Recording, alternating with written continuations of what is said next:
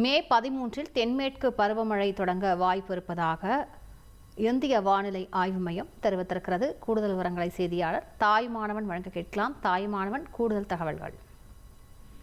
இந்தியாவில் இருக்கக்கூடிய பெரும்பான்மையான மாநிலங்களுக்கு குடிநீரின் ஆதாரமாக நிறைவான மழைப்பொழிவை தரக்கூடியது தென்மேற்கு பருவமழை. தற்போது இந்த தென்மேற்கு பருவமழை எப்போது துவங்கும் என்பது குறித்தான அறிவிப்பை வானிலை ஆய்வு மையம் வெளியிட்டிருக்கிறது. அந்த வகையில மே 13ஆம் தேதி வாக்கில் அந்தமான் கடல் பகுதியில தென்மேற்கு பருவமழை தொடங்குவதற்கான சாதகமான சூழல் நிலவுவதாக இந்திய வானிலை ஆய்வு மையம் தகவலை வெளியிட்டிருக்கிறது.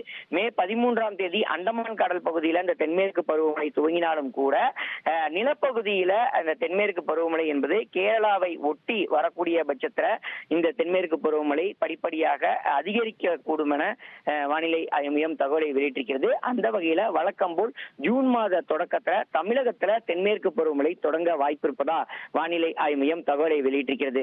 அந்தமான் கடல், தென்கிழக்கு வங்கக்கடல் உள்ளிட்ட சில பகுதிகளில் தற்போது இந்த தென்மேற்கு பருவமழை துவங்குவதற்கான சாத்தியக்கூறு இருப்பதாக தகவல்கள் என்பது சுட்டிக்காட்டப்பட்டிருக்கிறது.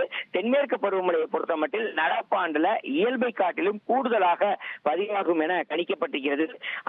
இயல்பை காட்டிலும் 104% வரை கூடுதலான மழைப்பொழிவு இருக்கலாம் என கணிக்கப்பட்டிருக்கிறது.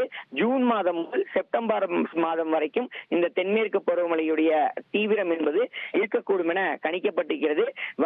ஐஓடி மற்றும் எல்னினோ உள்ளிட்ட பல்வேறு சூழல் காரணமாக இந்த ஆண்டு இந்த தென்மேற்கு பருவமழையில 104% வரைக்கும் அதிகமாக இருக்க வாய்ப்பு இருப்பதா வானிலை ஆய்வு மையம் தகவலை வெளியிட்டிருக்கிறது. விரிவான விவரங்களுக்கு நன்றி தாயுமானவன். தந்தி டிவியை உங்கள் கேபிள் டிவி ஆபரேட்டரிடம் இலவசமாக கேட்டு பெறுங்கள்.